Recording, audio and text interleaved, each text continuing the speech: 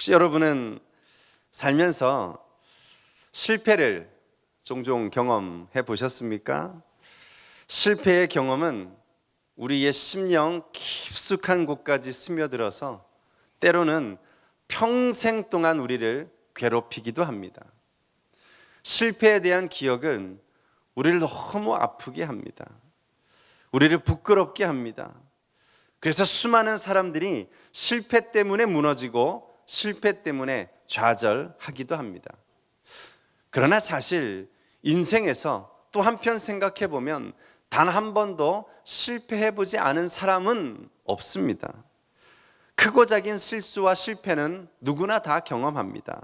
중요한 것은 그 실패를 우리가 어떻게 받아들이고 그 실패에 대해서 우리가 어떻게 반응하느냐에 달려 있는 것입니다.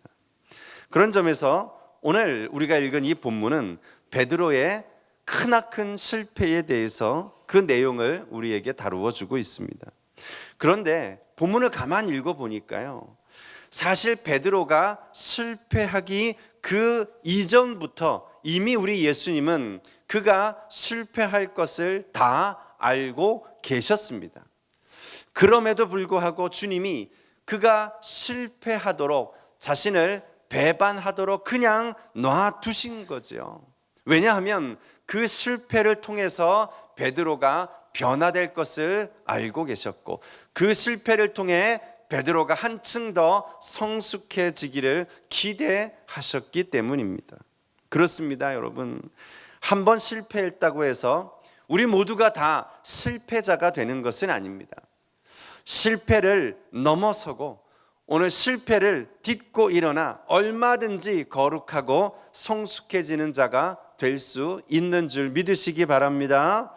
바라기는요, 이제 오늘 이 말씀을 통해서 베드로가 실패하게 된 그 원인이 무엇인지, 또 그가 어떻게 그 실패를 다시금 극복하고 회복할 수 있었는지 오늘 함께 살펴보면서 우리도 살아가면서 겪게 되는 크고 작은 실패들을 통해서 더욱더 새로워지고 더욱더 변화되는 그런 인생이 되시기를 다시 한번 주님의 이름으로 축원합니다. 그럼 먼저는요, 과연 이 실패 그 너머에 무엇이 있었을까 하는 거예요. 오늘 본문은 베드로가 실패한 것만을 주목하는 게 아니고 그 실패 너머에 있는 것들에 대해서 우리에게 잘 나타내 보여주고 있습니다. 베드로가 살아간 모든 인생 가운데 아마도 그의 인생을 바꾸어 놓고 변화시킨 결정적인 사건이 몇 가지가 있다면 그 중에 가장 대표적인 사건이 바로 이 예수님을 부인했던 오늘 본문의 사건일 것입니다. 그가 철저하게 무너졌던 사건입니다. 뼈아픈 상처가 남은 그 사건입니다. 그런데 특별히 오늘 이 누가복음은요, 베드로의 실패에 초점을 맞추어서 그 배경에서부터 상세하게 이 베드로가 실패하는 과정을 기록해 주고 있습니다. 무엇보다도 오늘 본문은 베드로가 실패한 그 배후에 사탄의 미혹과 공격이 있었다는 사실을 우리 예수 그리스도의 말씀을 통해 우리에게 알려주고 있습니다. 그래서 오늘 본문 읽으신 31절을 보시면 이렇게 예수님이 경고하고 계시지요. 같이 한번 읽어볼까요? 시작. 시몬아 시몬아 보라, 사탄이 너를 밀가부르듯 하려고 요구하였으나. 무슨 말입니까? 사탄이 마치 밀을 까부르듯이요, 다시 말해서 키질을 하는 것처럼 막 위아래로 흔들어서 그를 넘어뜨리려고 했다는 것입니다. 사실 그게 언제든지 사탄 마귀가 하는 일입니다. 그래서 성경은 사탄을 통해서 뭐라고 표현해요? 천하를 꿰는 자라고, 참소하는 자, 거짓말쟁이라고 말하고 있습니다. 사탄은 악한 영입니다. 죽이는 영입니다. 멸망시키는 영입니다. 예수님은 이 시몬을 쓰러뜨리려고 하는, 그를 흔들고 있는 사탄의 공격을 미리 보셨기 때문에 그 다음 구절인 32절에 가서는 내가 너를 위해 기도했다 이렇게 말씀하고 계세요. 그러나 내가 너를 위하여 내 믿음이 떨어지지 않기를 기도하였노니. 너는 돌이킨 후에 내 형제를 굳게 하라. 지금 예수님은 베드로를 위해 기도하셨다 했습니다. 그가 실패하지를 않게 하기 위해 기도한 게 아니라 실패한 이후에 그의 믿음이 약해지지 않도록 기도했다는 사실입니다. 기억하십시오. 사탄은 우리의 믿음이 약해지는 그 순간 공격합니다. 의심의 영으로, 불순종의 영으로 역사합니다. 불평과 원망의 영으로 역사합니다.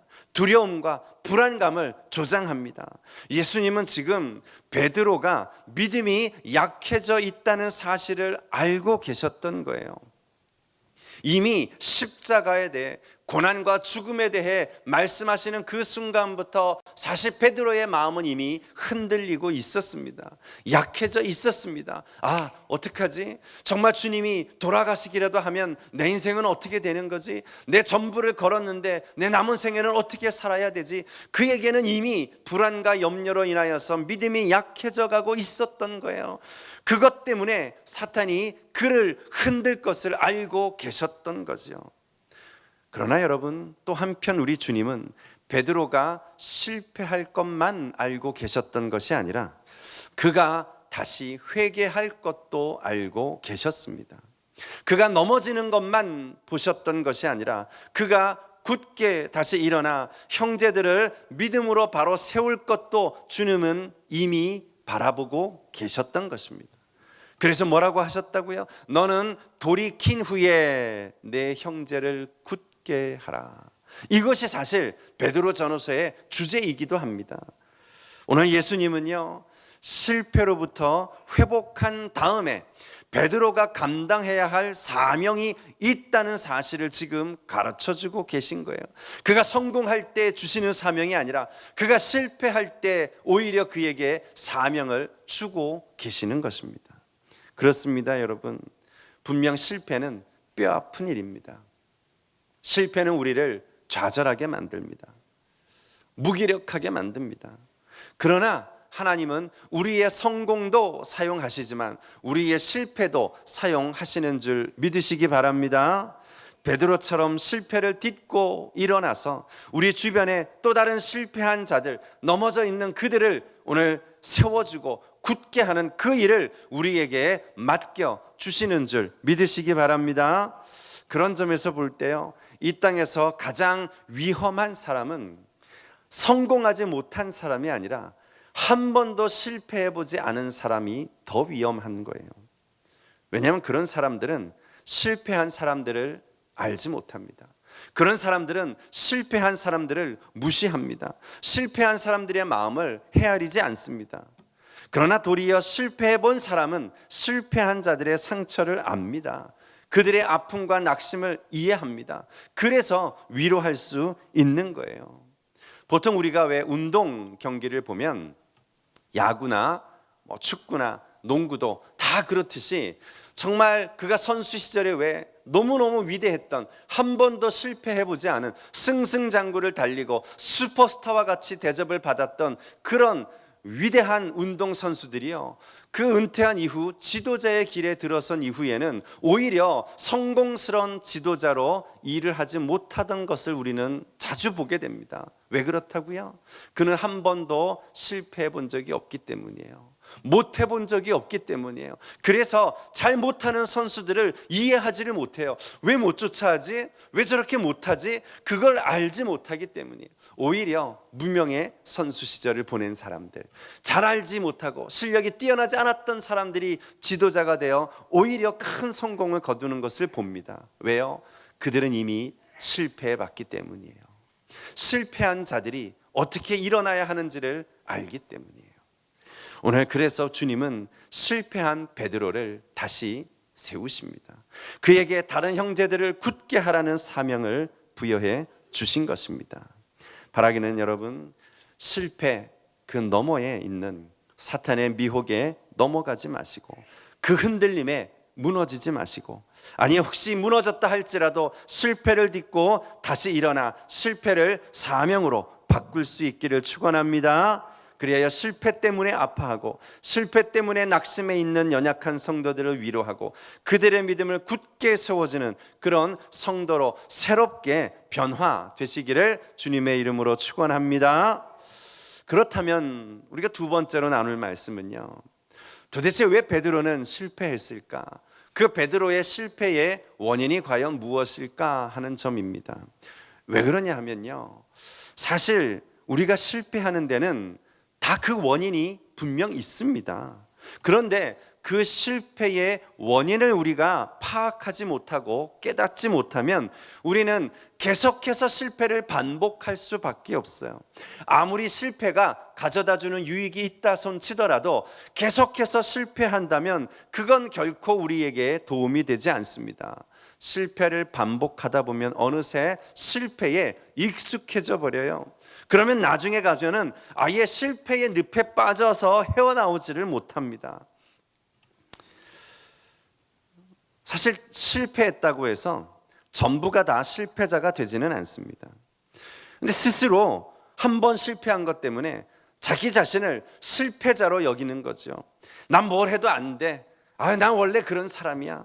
오늘 그렇게 단정 지어버리는 사람이 진짜 실패자로 살아가는 것입니다. 그래서 우리는 오늘 이 베드로를 통해서 그의 실패의 원인이 무엇인지를 발견하고 다시 돌이킬 수 있어야 합니다. 오늘 성경은 그가 실패한 원인을 계속해서 추적해 주고 있어요. 먼저는 33절을 한번 보시면 베드로가 너무너무 자기 자신을 과신하고 있었기 때문에 넘어지고 실패할 수밖에 없었음을 우리에게 보여줍니다. 33절을 한번 같이 볼까요? 이렇게 말합니다. 한번 읽어보죠. 베드로가 대답하여 이르되 모두 주를 버릴지라도 나는 결코 버리지 않겠나이다. 그렇게 지금 말하고 있어요. 주여, 내가 주와 함께 오게도 가고 죽는데도 가기를 각오하였나이다. 이렇게 지금 말씀하고 있어요. 베드로는요, 실패에 대해서 경고할 때 지나칠 정도로 자신감에 넘쳐 있었던 거지요. 마태복음에서는 아까 우리가 화면에 띄운 건 마태복음이지요. 마태복음에서는 이렇게까지 얘기해요. 베드로가 이르되 모두가 주를 버릴지라도 나는 끝까지 버리지 않겠나이다. 자긴 다르다는 거죠. 다른 사람들은 다 버려도 나는 안 버린다는 거죠. 그러나 주님은 그가 그렇게 확신하고 대답한 것과는 정반대로 그가 당신을 3번씩이나 부인할 것을 예언하십니다. 그런데 베드로는요, 여전히 단호해요. 아닙니다. 내가 주님과 함께 죽을지언정 결코 배반하지 않겠습니다. 장담하고 또 장담합니다. 여러분, 자기 자신을 너무 믿지 마세요. 우리가 나 스스로를 신뢰하면 신뢰할수록 우리는 자만하게 되고요. 그러면 하나님을 별로 의지하지 않게 됩니다. 우리는 약해서 실패하는 게 아니고요, 너무 강해서 하나님을 의지하지 않을 때 실패를 맛보게 되는 것입니다. 옛말에 왜 골골이 80이다 그런 말 있잖아요. 어르신들 보면 그냥 골골골골골골 하시는데 오래 사세요. 그래서 골골이 80이다 아마 그런 말이 나온 것 같아요. 근데 그 말은 의학적으로도 옳습니다. 실제로도 오늘 그가 연약하다는 사실을 알고 있기 때문에 건강에 항상 주의하게 되어 있어요. 늘 조심합니다. 몸에 조금만 이상이 있어도 쉬고, 그리고 병원 가고 치료받고 약을 받아 먹습니다. 그러니까 골골골골 하지만 오래 살 수 있는 거예요. 자기가 약한 부분을 이미 인지하고 있기 때문에 조심하는 거죠. 그런데 누가 쓰러져요? 건강한 사람이에요. 한 번도 병원 안 가본 사람이에요. 나는 감기 한 번 안 걸려. 나는 한겨울에도 냉수마찰에도 끄떡없어. 그러신 분들이요, 한 번에 쓰러지는 거예요. 여러분, 정말 우리가 이 자만하고 우리가 늘 자신 있어 할 때 그때 언제든지 쓰러지고 실패할 수 있음을 잊지 마시기 바랍니다. 또 다른 원인을 한번 더 찾아보자면 분명 그는 기도해야 할 순간에 기도하지 못했기 때문이라는 것입니다. 우리 주님이 기도하라고 말씀하셨어요. 왜요? 오늘 그가 실패 앞에 있기 때문에. 그럼에도 불구하고 그는 기도하지 못했던 거죠. 베드로가 실패에 대해서 예언을 받은 이후에 그 중간의 내용은 우리가 이미 다른 말씀을 통해서 제가 전해드린 적이 있기 때문에 중략을 한 거고요. 그 겟세마네 동산의 기도가 중간에 나오잖아요. 예수님이 제자들을 데리고 겟세마네 동산에 기도하러 가십니다. 그리고 거기서 본인은 십자가를 지고 그 길을 가기 위해서 정말 핏방울이 되는 것처럼 그렇게 간절하게 기도하고 있는 동안 제자들은 뭐 하고 있었어요? 다 디비 잤어요. 다 잤어요. 특별히 마태복음은요, 이 장면에서 다시 한번 베드로를 콕 집어서 예수님이 그가 잠들어 있었음을 지적하는 것을 기록하고 있습니다. 마태복음 26장 40절이에요. 우리 한번 같이 볼까요? 거기 보면 이렇게 말씀해요. 제자들에게 오사 그 자는 것을 보시고 베드로에게 말씀하시되 너희가 나와 함께 1시간도 이렇게 깨어 있을 수 없더냐. 그렇습니다, 여러분. 우리가 신앙생활 하면서 종종 실패하는 이유 중에 하나는 바로 우리의 기도가 약해졌기 때문입니다. 자동차에 기름을 제때 넣지 않으면 차가 움직일 수 없는 것처럼 우리가 신앙생활 하면서 기도하지 않으면 우리 인생을 움직일 수 있는 에너지가 고갈되고 마는 것입니다. 그러면 우리는 더 이상 사탄의 유혹을 물리칠 만한 능력을 상실하는 거지요. 기도가 없으니 자기 힘만으로 버텨야 하니까 결국엔 쓰러지고 실패하게 되는 거예요. 기도를 통해 성령의 힘을 의지하지 못하게 되니까, 기도 안 하면 자기 힘만으로 살아가야 하니까 그 힘으로 살아갈 때 우리는 쓰러지고 실패합니다. 마지막으로요, 그가 실패하게 된 또 다른 원인을 성경은 이렇게 표현해요. 그가 예수님을 멀찍이서 따라갔다 표현합니다. 그렇습니다. 우리가 언제 실패해요? 우리 주님과 멀어지기 시작할 때입니다. 무엇이든지 적극적이었던 베드로가 지금 어느 순간부터 소극적인 신앙의 자세로 돌아서 버린 거죠. 주님과 멀어지면 실패할 수밖에 없는 거예요. 오늘 본문은 예수님이 십자가를 지시기 위해 붙잡혀 가시는 순간부터 베드로가 멀리 떨어져서 예수님을 따라가고 있었노라 증언하고 있습니다. 54절을 한번 같이 읽어보면 어떨까요? 54절입니다. 54절 같이 한번 읽어봅니다. 시작. 예수를 잡아 끌고 대제사장의 집으로 들어갈새 베드로가 어떻게 해요? 멀찍이 따라가니라. 멀찍이. 성경이 이 단어를 굳이 마태복음에서도 또 마가복음에서도 콕 집어서 사용하면서 그의 지금의 영적 상태를 보여주고 있는 거예요. 그가 실패할 수밖에 없었던 이유를 지금 상징적으로 표현하고 있는 단어입니다. 그렇다면 여러분은 어떠세요? 여러분은 지금 예수님을 가까이 따라가고 있습니까? 혹시 여러분도 신앙생활이 조금씩 소극적인 자세로 변해가고 있지는 않습니까? 결국 그렇게 기도와 말씀으로부터 멀어지면 질수록 우리는 하나님과 점점 더 멀어지게 됩니다. 우리는 보통 어떤 성도님이 어느 순간 봉사도 참 열심히 했었는데 봉사도 안 하고 모임도 안 나오시고 예배도 자꾸 빠지는 것을 보면서 저분이 왜 저렇게 되셨지? 갑자기 이상해지셨네? 그렇게 말합니다. 그러나 사실은 갑자기 이상해진 거 아닙니다. 사실은 서서히 멀어지기 시작했던 거죠. 어느 날 사이가 나빠진 부부를 보면서 저분들 정말 잘 살고 있었던데 저 부부가 왜 저렇게 됐지? 아니요, 갑자기 그렇게 된 거 아닙니다. 우리가 결론만 봐서 그렇지 잘 보면 그럴 수밖에 없는 멀어지는 과정이 그들에게 있었던 거죠. 그러므로 여러분, 지금 여러분의 상태를 돌아보십시오. 분명 여러분이 어느 순간 신앙에서부터 조금씩 멀어지고 어느 순간부터 말씀으로부터 조금씩 멀어지고 하나님과 조금씩 멀어지기 시작하는 바로 그 순간, 멀어지면 멀어질수록 그 빈 공간은 마귀가 치고 들어오게 되어 있어요. 그러면 우리는 흔들립니다. 그러면 우리는 실패합니다.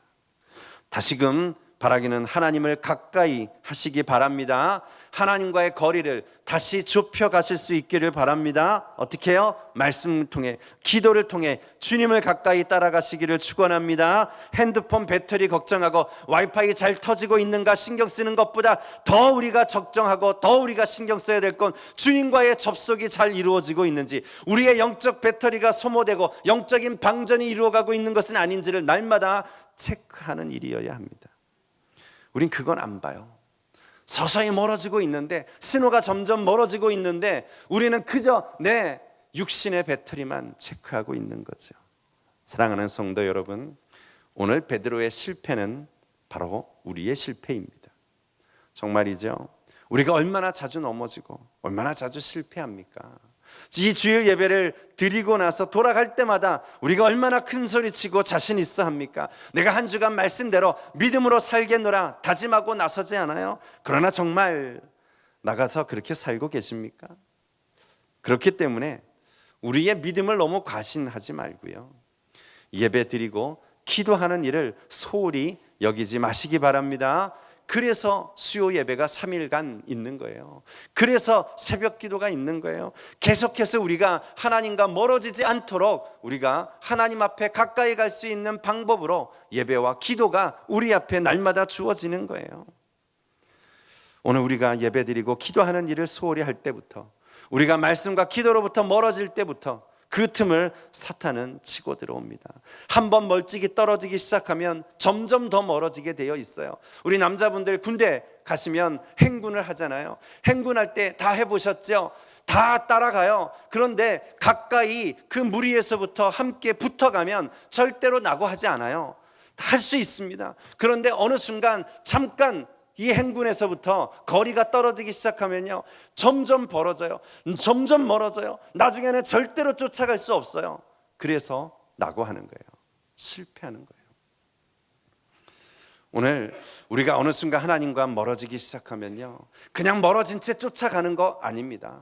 멀어지면 점점 더 뒤처지게 되고요, 그러다 보면 나중에는 부인하는 자가 되고요, 나중에는 저주하는 자가 됩니다. 정말이지요. 마귀가 유혹할 틈을 주지 않도록 늘 깨어서 주님과 가까이 하며 늘 주님과 함께 있는 그런 우리 성도님들 되실 수 있기를 다시 한번 축원합니다. 마지막은요, 결론은 어떻게 이 실패를 딛고 일어서는가 하는 거예요. 오늘 베드로는 어떻게 이 수치스럽고 수모하고 어떻게 이 부끄러운 실패를 딛고 회복할 수 있었는가 하는 거예요. 오늘 본문의 결론 부분은 베드로의 실패에 대해 이렇게 기록합니다. 우리 마지막으로 한번 읽어보죠. 61절 62절 말씀 같이 한번 볼까요? 시작. 주께서 돌이켜 베드로를 보시니 베드로가 주의 말씀 곧 오늘 다굴기 전에 내가 3번 나를 부인하리라 하심이 생각나서 밖에 나가서 심히 통곡하니라. 베드로가 예수님을 3번 부인할 때 지금 뭐라고 표현하고 있어요? 주께서 돌이켜 베드로를 보셨다 말씀합니다. 이 장면에서요, 제가 항상 궁금했던 거였어요. 과연 베드로와 눈이 딱 마주쳤을 때 예수님이 그를 지금 보셨다고 할 때 그 바라봄은 과연 어떤 눈빛이었을까? 막 째려보신 걸까? 어떤 표정이었을까? 그래서 그게 늘 궁금했어요. 말씀을 묵상하다가 영어 성경을 한번 찾아보니까 영어 성경은 이렇게 표현했어요. Looked straight at Peter 이렇게 돼 있어요. Straight at Peter. 베드로를 똑바로 쳐다보았다 얘기하는 거예요. 얼마나 당황했을까? 베드로가요, 예수님을 부인하고 아니 예수님을 모른다 저주하는 그 순간 눈이 딱 마주친 거예요. 똑바로 쳐다보고 계셨다는 거예요. 그 눈빛은 어떤 눈빛이었을까요? 분명 분노하고 화난 눈빛은 아니었을 거예요. 왜냐하면 그 눈빛에 분노의 표현이 정말 그 눈빛에서 너무너무 실망했던 표현과 그리고 서운한 눈빛이었다면 베드로는 어쩌면 평생 예수님을 바라보지 못했을 거예요. 다시는 못 일어났을 거예요. 분명 그 눈빛은 긍휼의 눈빛이었을 거라고 믿습니다. 그래서 베드로는요, 그 눈빛과 마주치는 그 순간, 정말 긍휼로 바라보는 그 눈빛을 바라보는 그 순간 그의 머릿속에 떠오른 말씀이 있었잖아요. 우리 주님이 하셨던 그 말씀이 생각나서 밖에 나가 심히 통곡했다고 말씀합니다. 통곡하며 회개하고 돌이켰다고 말씀합니다. 여러분, 후회와 회개는 전혀 다릅니다. 예수님을 은 30에 팔아버린 가룟 유다는 똑같이 성경에 보면 후회했어요. 그러나 그는 후회는 했는데 회개하지 않았어요. 결코 돌이키지 않았어요. 그는 후회는 했지만 예수님께 다시 돌아오지 않았습니다. 그러나 베드로는 후회만 한 것이 아니라 심히 통곡했어요. 그리고는 회개하고 자복했어요. 그리고는 돌이켜 다시 주님께 나아갔습니다. 여러분, 실패했다고요? 실패했을 때 내가 왜 그랬을까? 후회만 하고 끝내서는 안 됩니다.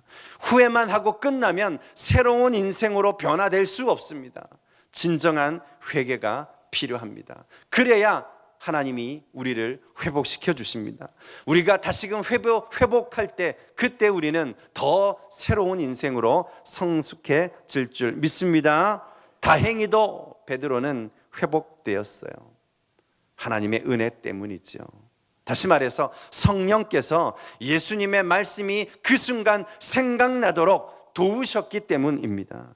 그래서 여러분, 말씀을 읽고 말씀을 듣는 것이 얼마나 중요한지 몰라요. 졸아도 괜찮아요. 잘 모르겠다고 괜찮아요. 이해하지 못해도 괜찮아요. 그러나 분명 우리에게 들려지고 우리가 읽은 그 말씀은 우리의 마음에 심겨질 줄 믿습니다. 그리고는 결정적인 순간에 그 마음속에 남아있는 말씀이 떠오르고 생각나고 그때 그 말씀을 붙잡으면 우리는 다시 일어나게 됩니다. 사랑하는 여러분, 실패는 끝이 아닙니다. 실패는 다만 멈춤 표시입니다. 실패는 다만 방향 전환하라는 표시입니다. 실패는 다만 다시 일어나라고 하는 신호입니다. 실패는 내가 지금까지 이렇게 살았기 때문에 실패했다면 이제는 다른 생각, 다른 태도, 다른 마음으로 다르게 살으라고 하는 하나님의 사인일 뿐입니다. 실패했다고 영원한 실패자가 되는 거 아닙니다. 왜냐하면 주님이 우리를 끝까지 포기하지 않으시기 때문입니다. 보통은 우리가 주님을 붙잡고 다시 일어난다, 내가 주님을 붙잡고 다시 살아야 한다라고 얘기하지만 그러나 사실은 틀렸어요. 사실은 우리가 주님을 붙잡는 게 아니고요, 주님이 우리를 붙잡고 계시는 것입니다. 우리의 힘만으로는 주님을 붙잡을 만한 그런 힘이 우리 손에 없어요. 우리가 이 손을 놓는 순간 우리는 넘어지는 거예요. 그러나 우리는 주님을 붙잡을 수 있는 능력이 없지만 지금도 주님은 우리의 손을 붙잡고 계십니다. 실패한 우리를, 연약한 우리를 하나님이 붙잡고 다시 일으키시사 새로운 인생으로 거듭나게 하시는 분이신 줄 믿으시기 바랍니다. 바라기는 그 주님의 사랑으로 다시 회복하셔서 성숙한 성도로 주님이 주신 실패를 통한 사명을 다시 한번 깨닫고 오늘도 변화된 삶을 살아가시는 새로운 인생 되는 모든 여러분 되시기를 주님의 이름으로 축원합니다.